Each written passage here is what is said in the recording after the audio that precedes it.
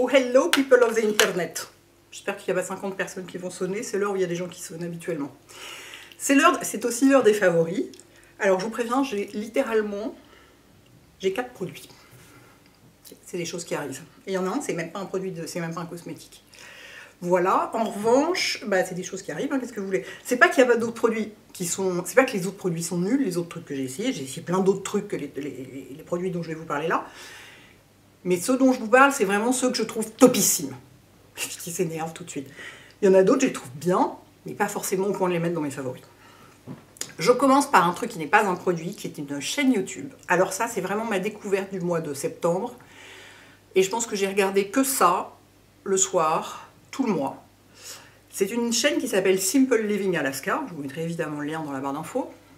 Je vous raconte un peu, en fait, c'est un jeune couple, enfin un jeune couple, ouais, ils ont quoi, 30, 32 ans, un truc comme ça, un mec et une fille, qui vivaient dans l'Oregon, donc l'État qui est en dessous de l'État de Washington, et au-dessus de la Californie, c'est l'État qui est entre les deux, et qui un jour ont décidé de partir vivre en Alaska, et de vivre d'une manière hyper autosuffisante, en gaspillant pas, et en achetant le moins de trucs possible, en ayant le moins de factures possible. Donc ils avaient déjà...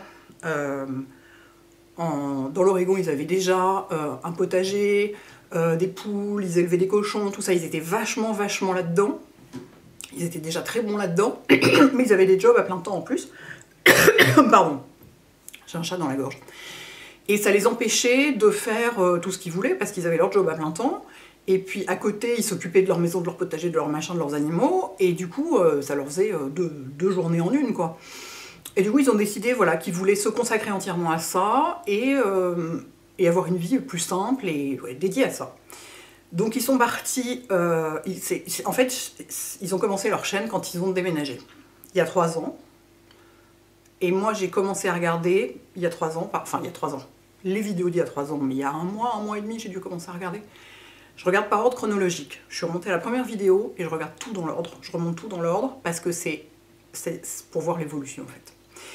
Et donc ils sont arrivés en Alaska, ils avaient acheté ce qu'on appelle une cabine là-bas, donc comme une espèce de... C'est pas une cabane parce que mais une petite maison de 30 mètres carrés, avec une mezzanine pour dormir. Pas d'eau, pas d'électricité, ce qu'on appelle une dry cabin. Des branchements pour mettre de l'électricité, mais aucun raccordement électrique à l'électricité de la ville, si vous voulez. Pareil pour l'eau. Donc, sachant que l'hiver il fait moins 30 hein, quand même, et que l'été il pleut beaucoup. Ça a l'air vachement humide l'Alaska l'été, hein. Oh bon sang, il y a de la boue. Hein. Et ils ont tout fait eux-mêmes. À part, bon, ils ont fait un forage dans la nappe phréatique pour avoir de l'eau potable. Alors ça, ils n'ont pas creusé eux-mêmes le forage, ils ont demandé à un monsieur de venir avec sa machine à forer pour creuser le truc, mais ils ont fait le raccordement eux-mêmes.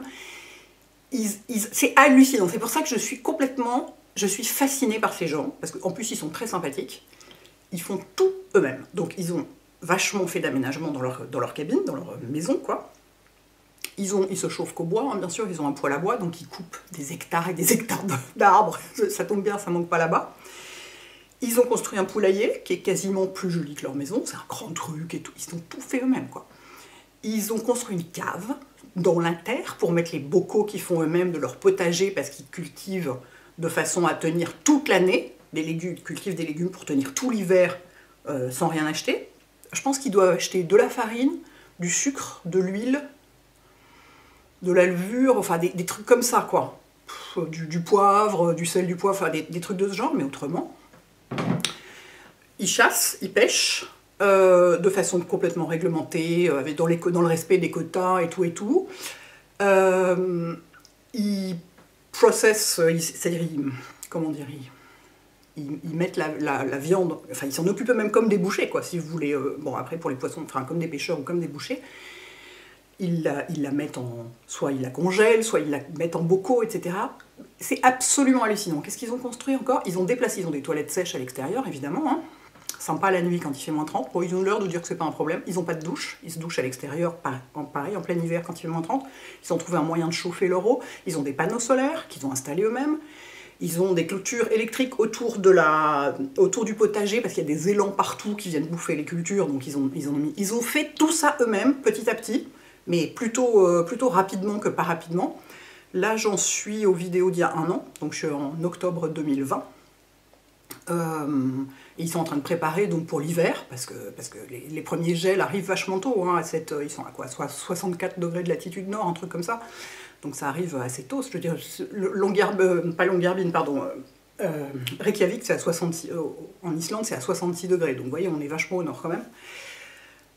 Et ils sont mais fascinants quoi, ils sont fascinants, c'est vraiment cette capacité à tout faire eux-mêmes. Ils ont acheté une machine pour faire des planches, donc ils prennent des troncs d'arbres sur leur propriété, parce qu'il y en a plein, et ils font des planches pour construire un abri, ils ont construit un abri pour le bois qui est super joli. C'est absolument fascinant. Et en plus, c'est pas du tout esthétisé. J'avais envie de dire c'est presque comme l'Iziki, sauf que l'Iziki c'est hyper esthétisé, c'est poétique et tout, eux, pas du tout. Ils sont les pieds dans la boue avec des seaux en plastique et tout et tout. Le but, c'est éducatif en fait. Ils veulent montrer ce qu'ils font et expliquer pour que si d'autres gens veulent le faire, ils puissent le faire. Donc il y a des vidéos que j'ai pas regardées quand lui explique comment il raccorde les panneaux solaires et tout. Là, je veux dire, ça m'intéressait pas beaucoup, donc j'ai pas regardé. Et il va jusque là, ils montrent vraiment, ils expliquent tout quoi. C'est fascinant. Voilà, donc ça c'est... Je regarde plus Arte le soir, je regarde ça, mais il m'arrive d'en regarder pendant 2 heures. J'enfile les vidéos comme ça, donc dans l'ordre chronologique, en remontant, alors quand je serai arrivée à maintenant, je serais bien triste, parce que j'en aurais plus qu'une ou deux par semaine à regarder, je crois qu'ils en postent 2 par semaine, je suis pas sûre. C'est fabuleux, j'adore. Voilà, excusez-moi, évidemment, c'est UPS. Quand c'est UPS, je réponds toujours, ils m'apportent mes colis à sauce. Voilà, donc voilà. Fascination absolue, je trouve ça génial, puis ils sont sympas en plus, ils sont cool, ils sont évidemment très écolos, très concernés par la nature, et c'est vraiment gaspiller le moins possible, tout utiliser dans un animal notamment, enfin, génial. Donc, ensuite, je passe au... Ah ben là j'allais dire ça fait déjà combien de temps, mais comme j'ai coupé pour répondre à Monsieur UPS, j'ai enregistré son numéro, oui, pour être sûr de ne pas louper ses appels. Ensuite, je passe aux cosmétiques et je m'approche pour vous montrer parce que le premier produit, et c'est en partenariat avec L'Oréal Paris, c'est un mascara que je teste depuis le mois de mai ou juin je pense, mais voilà, je vous en ai pas parlé avant parce qu'on avait dit qu'on en parlait à cette date-là. Et c'est dans la gamme Volume Million de Cils, qui est ma gamme préférée chez eux. Encore que, il y en a d'autres aussi que j'aime beaucoup, mais c'est vrai que cette gamme-là, elle est vraiment géniale, et les brosses sont hyper bien faites notamment. C'est celui que je porte aujourd'hui, et en fait, c'est un mascara qui a 99%, est-ce que j'arrive à zoom in, 99% d'ingrédients d'origine naturelle. Et qui fait un super beau résultat, parce que c'est bien beau d'être d'origine naturelle, mais souvent, les mascaras d'origine naturelle, ils sont hyper... Enfin, le résultat est nul. C'est-à-dire, ça ou rien, c'est pareil, quoi. Ça fait pas... Ça veut plus zoom out. Ça fait genre pas de cils, quoi. Celui-là, il fait des super beaux cils. Il tient la courbure d'une manière normale pour un mascara non waterproof. Enfin, vous voyez, là, j'ai recourbé mes cils avant, ça va tout à fait. Il s'appelle Baume Noir. Et il porte très bien son nom parce qu'il est vachement noir. Il fait pas de paquet, mais en même temps, il fait beaucoup de cils. Il est hyper facile à démaquiller. Je vais vous montrer la brosse. Il est vraiment super réussi et c'est exactement le genre de brosse que j'adore. Regardez. Vous voyez, c'est une petite brosse avec des petits picots en plastique. Vous voyez, c'est pas des fibres, quoi. Et moi qui me mets tout le temps le mascara dans l'œil, avec les petites brosses comme ça, c'est génial parce que vous allez dans tous les coins, vous en mettez pas sur la paupière, vous en mettez pas dans l'œil. Et il est très très noir et comment dire, à la fois il fait beaucoup de cils mais sans faire de paquet, parce que souvent dans les mascaras que moi j'aime qui font beaucoup de cils, ça fait un peu des paquets forcément pour donner cet effet très volumateur. Lui, il est vraiment, c'est un entre-deux, il est très réussi. Donc si vous voulez un mascara naturel qui ne coûte pas 12 millions d'euros, parce que aussi dans les trucs naturels ça peut coûter vachement plus cher, ben voilà, il y en a un là. Et je vous dis, je l'utilise depuis, ça fait plusieurs mois que je le teste, et je le mets notamment les jours où je me dis, oh j'ai la flemme de mettre du mascara parce qu'il va falloir l'enlever. C'est souvent la raison pour laquelle on n'en met pas. Parce qu'il y en a certains qui sont chiants à démaquiller. Celui-là, pas du tout. Vraiment, il se démaquille tout seul, quoi. À l'huile démaquillante, il est vraiment hyper facile à enlever. Du coup, voilà. J'aime beaucoup ce mascara. C'est un nouveau mascara, enfin un nouveau mascara que j'aime. Je sais pas, il n'est pas très nouveau. Enfin, il est relativement nouveau, mais il vient pas de sortir là, la seconde. Mais disons que c'est une addition à mes mascaras L'Oréal préférés, et de plus en plus. Je dis, mais n'allez pas payer 40 € pour un mascara, c'est ridicule. Allez chez Monop, il y a tout ce qu'il faut, quoi. There. Ensuite, le rouge à lèvres que je porte. Alors, je ne suis pas sûre que ce soit un rouge à lèvres de la dernière collection de Charlotte Tilbury, parce que là j'en ai un autre et ils sont pas pareils, c'est des mats. La collection des nouveaux nudes, ou je sais plus comment s'appelle la collection, mais il y a nudes dedans. Et celui-là, il m'a été envoyé avec, parce que c'est un nude, comme vous pouvez voir, et il s'appelle Runway. Runway, je sais pas quoi, c'est écrit tellement petit, je vous le noterai évidemment. Et c'est pas un mat, c'est un The Kissing. Vous voyez, ils ont cette forme-là. Les mats, ils ont une forme un peu carrée. Et je vais vous montrer la couleur sur ma main parce que... Évidemment, c'est pas la même couleur sur ma bouche. Vous voyez, bah c'est un nude pêche, sans surprise, comme d'habitude. J'adore, c'est ce qui me va le mieux en ce moment. Avec comme je suis entre deux couleurs de teint en ce moment, entre l'été et l'hiver. Et du coup, bah, en dehors de celui-là dont je vous avais parlé l'autre fois, le In Love with Olivia, que je porte énormément l'été, ça, dans les nouveautés, oh, il est tellement beau, puis il est pas mat, moi je préfère, sans être non plus outrageusement brillant, ce que j'aime pas non plus, mais vraiment... Alors, il y en a un autre dans la nouvelle collection, qui est mon préféré de la nouvelle collection, qui s'appelle Catwalking. Cette fois-ci, j'arrive à lire, et celui-ci, c'est un mat, vous voyez. Ils sont pas taillés pareil, je vais vous montrer la différence de couleur. C'est pas très loin, hein, comme couleur. Sur ma bouche, ça fait plus de différence que sur ma main. Vous voyez, ça c'est celui que je porte, ça c'est celui que je porte pas. C'est le Catwalking. Il est un poil plus jaune, en fait, le Catwalking.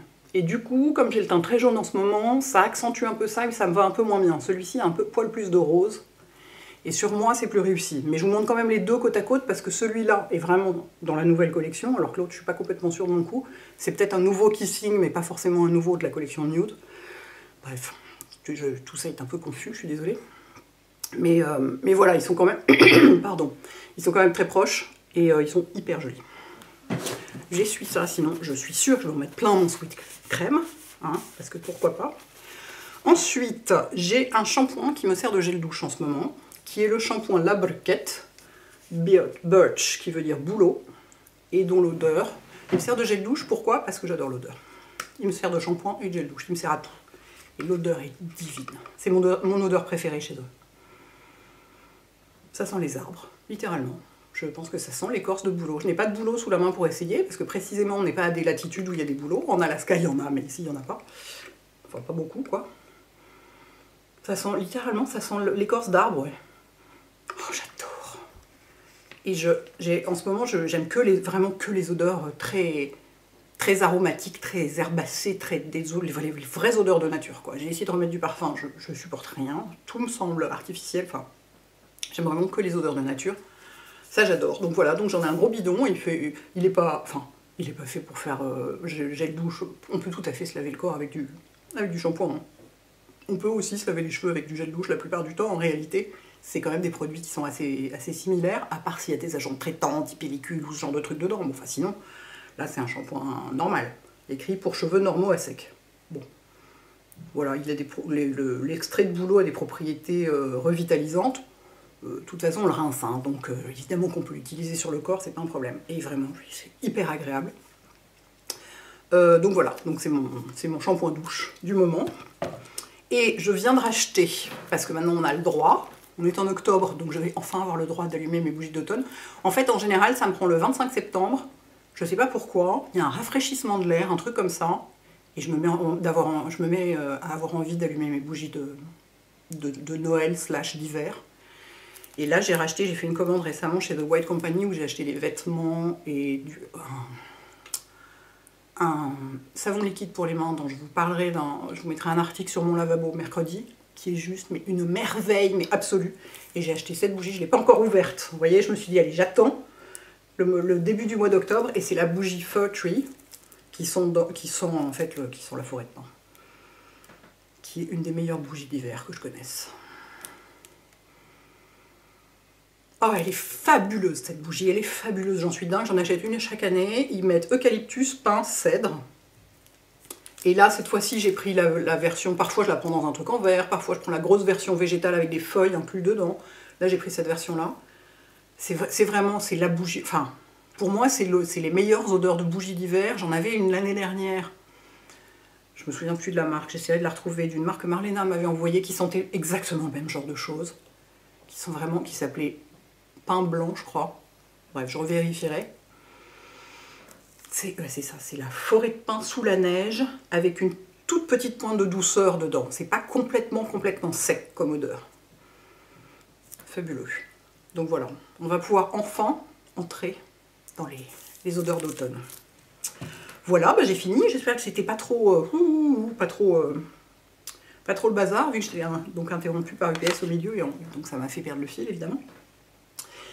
Mais voilà, donc mes peu de favoris, mais très beaux favoris et très favoris. Voilà les filles et les garçons, bah dites-moi si vous, il y a des favoris pour vous ce mois-ci, si vous avez commencé à allumer vos bougies d'hiver et tout ça. Voilà, où vous en êtes avec l'automne et tout ça, parce que c'est une saison hyper agréable, quoi. Voilà, bon dimanche, ciao.